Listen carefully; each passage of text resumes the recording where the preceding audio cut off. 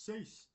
Eu sou Gabriel e no programa Desvendando Segredos de hoje nós iremos saber como surgiu o The Walt Disney Pictures e The Walt Disney Company, desde o nome, desde lá nos primórdios do nosso Walt Disney,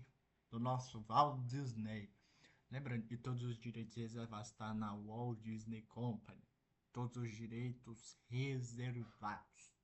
Lembrando que antes de começar a análise, o Desvendando Segredos vai estar aparecendo aviso. Se inscreveu, deixou o like, compartilhou para seus amigos, porque muito em breve eu deixarei o YouTube. Somente no mês de agosto que voltarei.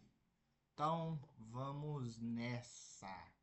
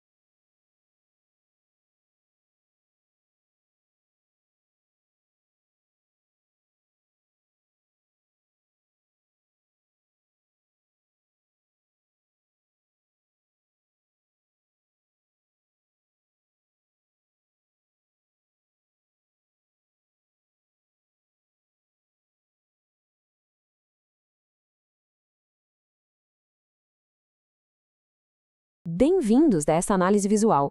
Hoje a gente vai dar uma volta na verdadeira montanha-russa corporativa e criativa da Walt Disney Company. Vamos explorar um século de uma história super volátil, cheia de picos de pura magia e de vales de uma estagnação bem profunda, tudo sempre impulsionado por figuras lendárias. Bom, nosso roteiro de hoje é bem direto. Vamos passar pela fundação do Império, depois pelo renascimento da Disney, mergulhar nos conflitos e na queda, entender a era das aquisições e, por fim, analisar a nova crise criativa. Então, bora começar pela parte 1, a fundação do Império, o início de tudo. Sabe, os primórdios desse colossal universo de entretenimento não rolaram em castelos luxuosos, não. Tudo começou com sonhos grandiosos, batendo de frente com uma realidade bem dura, literalmente numa pequena garagem. E a verdadeira mágica por trás de tudo isso funcionava baseada numa dinâmica muito fascinante de forças complementares. De um lado, a gente tinha o Walt Disney, aquele cara visionário, obcecado por inovação, histórias cativantes e com uma coragem absurda de assumir riscos que pareciam pura loucura na época. Do outro lado, estava o irmão dele, o Roy Disney, que era basicamente a âncora financeira. O Roy era focado em planilhas, orçamentos e em garantir que o estúdio simplesmente não fosse à falência. Essa história mostra pra gente que o sucesso absoluto só acontece quando existe um equilíbrio quase perfeito entre uma mente criativa sem freios e um estabilizador financeiro calculista. Agora, o que é de cair o queixo é a velocidade em que as coisas escalaram. Tudo começa com a fundação lá em 1923. Num piscar de olhos, já em 27 nasce o coelho Oswald. Logo depois, em 28, vem o Mickey. Mas o ápice absoluto dessa era acontece em 37 com uma decisão colossal de produzir Branca de Neve. Pensa bem, foi um risco inimaginável de US$ 1,5 milhão na época. A indústria inteira achou que eles iam quebrar, mas o filme rendeu absurdos 8 milhões e, de quebra, reescreveu a história do cinema. Mas antes dessa chuva de dinheiro com a Branca de Neve, rolou um tropeço gigantesco, uma traição corporativa que, ironicamente, acabou salvando a empresa. O primeiro impacto foi devastador. Eles perderam os direitos da estrela original, o Oswald, e de lambuja perderam metade da equipe de animadores. Aí veio a reação instintiva. Durante uma viagem de trem super frustrante de volta para casa, começaram a surgir uns esboços secretos de um novo personagem, um simples ratinho. E para garantir que esse rato não passasse despercebido, veio a inosação agressiva. Eles sincronizaram som e movimento em Steamboat Willie. Ou seja, a maior estrela pop do mundo nasceu direito de um baita de um calote corporativo. E é exatamente essa postura diante do fracasso que virou a alma do estúdio. Tem uma frase do próprio Walt Disney que diz que toda a diversidade, todos os problemas, só o deixaram mais forte. Nas palavras dele, a gente pode não perceber na hora, mas um chute nos dentes pode ser a melhor coisa do mundo. Essa mentalidade guerreira forjou o DNA da empresa para sempre. E isso nos joga direto para nossa parte 2, o renascimento da Disney, a famosa década Disney. Com a perda do Walt e do Roy, as décadas seguintes foram bem difíceis. A empresa ficou meio à deriva, quase parando no tempo. Até que uma chacoalhada histórica precisou acontecer lá nos anos 80. E adivinha? Eles voltaram àquela velha dinâmica de sucesso do começo. O Michael Eisner assumiu como o grande showman. Ele era elétrico, competitivo até o osso e sedento por grandes sucessos e por conectar os filmes com os parques temáticos. E para segurar essa energia toda, o Frank Wells entrou como o diplomata. Ele ficava com a parte chata, né? Finanças, contratos e apaziguar os egos gigantes. Foi a cópia fiel daquele modelo do Walt e do Roy, e foi isso que salvou a empresa de investidores hostis e inaugurou a chamada década Disney. E uma das decisões mais geniais dessa nova dupla foi entregar a divisão de animação nas mãos do Jeffrey Katzenberg. O cara entrou rasgando os processos antigos. Ele exigiu que as histórias tivessem muito mais emoção, forçou a produção a entregar pelo menos um filme por ano, cortou toda a gordura dos orçamentos e misturou tudo isso com um marketing super agressivo e músicas pop chiclete. Essa energia caótica e focada resgatou o estúdio das cinzas e entregou obras-primas como A Pequena Sereia e O Rei Leão. O negócio simplesmente explodiu. Mas a lua de mel não dura para sempre. Vamos para a parte 3, conflitos e a queda, o fim de uma era. A virada trágica de toda essa história foi a morte súbita do diplomata Frank Wells num acidente de helicóptero. Isso estilhaçou aquele equilíbrio de poder perfeito. Sem a voz da razão do Wells ali do lado, o ego do Eisner falou mais alto e ele simplesmente se recusou a promover o Katzenberg. O resultado? Uma saída super amarga e uma guerra judicial épica que custou 270 milhões de dólares. Pois é, a empresa teve que pagar essa fortuna astronômica no acordo para o Katzenberg ir embora e ele logo depois foi lá e ajudou a fundar a DreamWorks, virando o maior rival deles. Decisões baseadas no ego cobram um preço absurdo. E isso foi só o aperitivo de uma verdadeira guerra civil lá dentro. Projetos fracassando um atrás do outro, parceiros de ouro como a Pixar sendo ignorados e uma gestão centralizadora insuportável por parte do Eisner.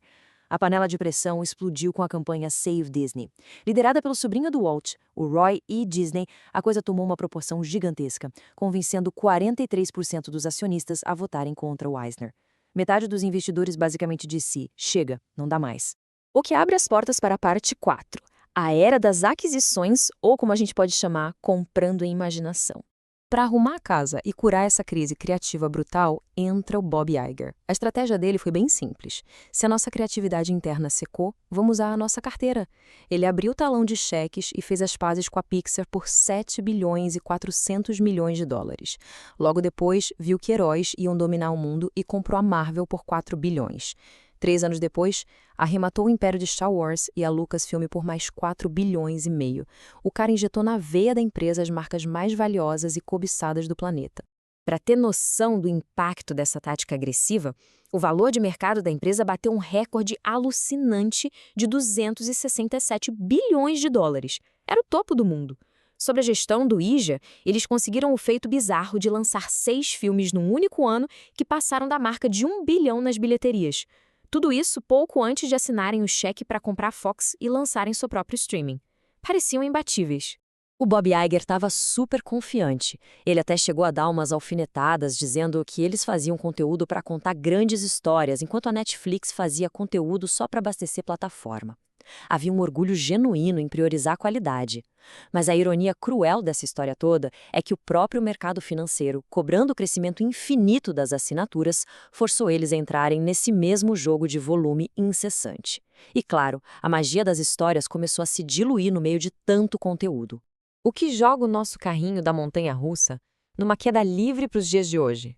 Parte 5. A nova crise criativa e a mudança de consumo. A verdade é que hoje, os trilhos chegaram num vale muito sombrio. Os hábitos das pessoas mudaram e o balanço financeiro começou a sangrar demais. Nós estamos falando de projetos bilionários e marcas de peso como o novo Indiana Jones ou as Marvels, e até apostas de animações originais como Mundo Estranho, gerando um prejuízo de data ontura. Algumas bilheterias não cobriram nem os custos de produção. A saturação bateu na porta com força, e o público simplesmente virou as costas para lançamentos que, há alguns anos, seriam sucessos garantidos. E qual é a reação natural quando a conta no vermelho assusta desse jeito? É o famoso retiro seguro.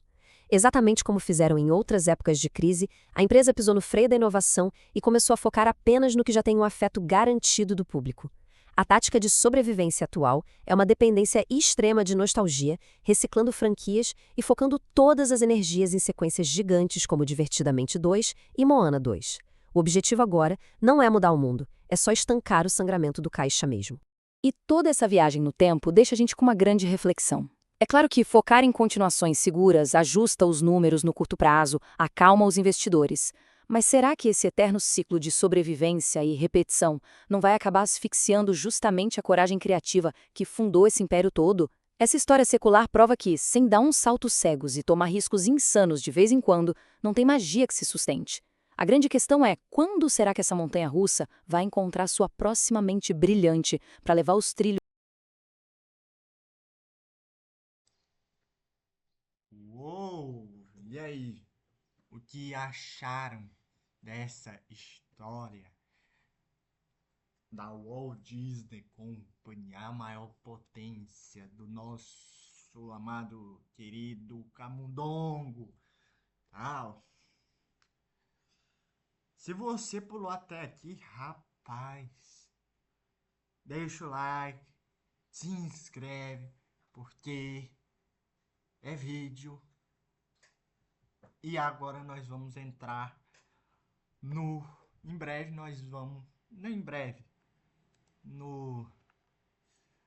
Na quinta-feira, dia 28, vai estrear o Túnel do Tempo 2 anos. A partir de quinta-feira vai ser o Túnel do Tempo 2 anos.